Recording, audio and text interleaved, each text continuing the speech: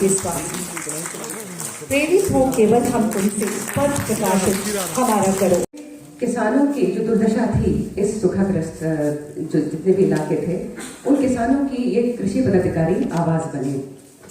अवसर है सभी स्थल निरीक्षण के लिए सभी ने पूरे राज्य में भ्रमण किया। जब सुखाड़ पड़ा तो हमने देखिए हमेशा, अब कोरोना की आहट हो गई तो फोकस अब डेवलपमेंट के साथ साथ मानवता को बचाने को भी लेकर होगा, और जब फोकस करेंगे तो फंड को भी आपको डाइवर्ट करना पड़ेगा। उसी के लिए अभी आपने देखा होगा आकस्मिकता निधि विधेयक भी आया। तो इन सब चीज़ों को सुखाड़ में अभी हमने मेमोरेंडम ऑफ फाइनेंस जो केंद्र सरकार से किया है, सुखाड़ में फेडरल सिस्टम में केंद्र की भी कुछ प्रतिबद्धता होती है, और उस आंकड़ों को हमने केंद्र को भेजा है। यदि वो 9600 करोड़, लगभग 9612 करोड़ का हमने डिमांड किया है कि memorandum for financial assistant in this drought, और उस पर वो उनके पदाधिकारी आ रहे हैं, उनको जितनी लेवल की क्वेरी चाहिए हम दे रहे हैं। और इसके साथ ही जो पिछले बार आपने देखा होगा 18-19 में उस समय की सरकार ने जो फसल बीमा कराई थी, और उसके बाद बीमा कंपनियों का जो कमिटमेंट में हमने कमी पाया था, बीमा की राशि उन्होंने नहीं दी थी, तो हमने इस बार भारत सरकार के ज्वाइंट सेक्रेटरी रैंक के रितेश चौहान जी को यहाँ पर बुलाया था, और हमने कहा कि जो एस्योर्ड क्लेम है 816 का, उसका एफिडेविट ये दे दें। 25% लोगों को पहले ही पैसा अवेल कराना था जो MOU में था, इन्होंने क्यों नहीं किया, इसका जवाब दे दें। और यदि यह फिर भी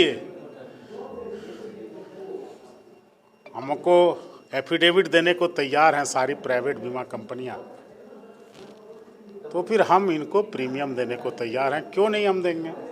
तो जो पैसे जिनकी उम्मीद किसान खो चुके थे, उसकी भी कवायद हमने सकारात्मक रूप से शुरू की है, विभाग ने शुरू किया है। और किसानों को आने वाले दिनों में कैसे एस्योर्ड इरिगेशन एरिया लें, उसमें हम बढ़ोतरी कर सकें, इसके लिए ग्रामीण विकास विभाग, जल संसाधन विभाग, खान एवं भूतत्व विभाग, क्योंकि उसके पास भी बड़े बड़े वाटर रिजर्वायर हैं, इन सब के साथ समन्वय बनाकर इस दिशा में काम कर रहे हैं।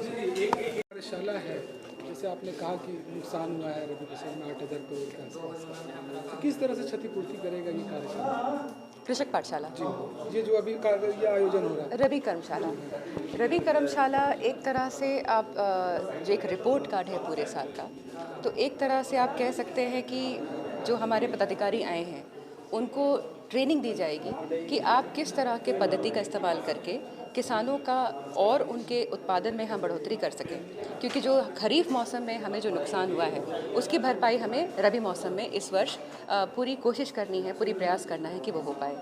तो अभी जो समय बचा है, बहुत कम समय बचा है, अब बीज लगभग बढ़ चुका है, अब बुवाई भी हो चुकी है लगभग, कुछ जगहों में अभी भी हो रही है क्योंकि इस साल थोड़ा लेट रबी शुरू हुआ है। तो अब बुआई में वो फसल का किस तरह से देखभाल किया जाए, उनमें किस प्रकार का कीटनाशक और फर्टिलाइज़र, और ताकि उनके उत्पादन जो है हम ज़्यादा से ज़्यादा बढ़ा सकें। मैम, ये आपने बताया कि 2023 में कुछ नए बदलाव आएंगे कृषि को लेकर, ऑयल सीड वगैरह को लेकर, क्या है मैम संक्षेप में जानना चाहूँगी? संक्षेप में बताना चाहूँगी कि जैसे क्लाइमेट चेंज का पूरे विश्व में क्या असर हो रहा है, ये आप सभी इस बारे में जानते हैं। तो क्लाइमेट चेंज को लेकर और जो मानव और पर्यावरण का संतुलन बिगड़ रहा है उसको लेकर सरकार का फोकस है फसल विविधीकरण, यानी क्रॉप डाइवर्सिफिकेशन। तो जो आंकड़े आज हैं, लगभग 18 लाख हेक्टेयर में पैडी का क्षेत्रफल है, उसी तरह से पल्सेस का लगभग 6 लाख है, जबकि ऑयल सीड्स, कोर्स सीरियल्स, इनका मात्र 60,000 और 40,000 ही हेक्टेयर इनका रकबा है। तो आवश्यकता है कि जो पल्सेस हैं, ऑयल सीड्स हैं, कोर्स सीरियल्स हैं, इनका रकबा बढ़ाना है, और 18 लाख जो हेक्टेयर में जो पैडी फैला हुआ है उसके रकबे को कम करना है। तो इसके लिए जितने भी हमारे योजनाएं संचालन हो रही हैं राज्य की और केंद्र सरकार की, उसमें व्यापक संशोधन और बदलाव करना होगा, और उन क्षेत्रों को हमें चिन्हित करना होगा। डोन 1, डोन 2, डोन 3 ऐसे क्षेत्र हैं, उनके मुताबिक जो फसल है उनको वैज्ञानिक पद्धति से कि किस डोन में किस प्रकार की फसल होने चाहिए, ताकि क्रॉप डाइवर्सिफिकेशन को प्रोत्साहन मिले। तो इस पे हम लोगों को विशेष फोकस करना है 2023 में।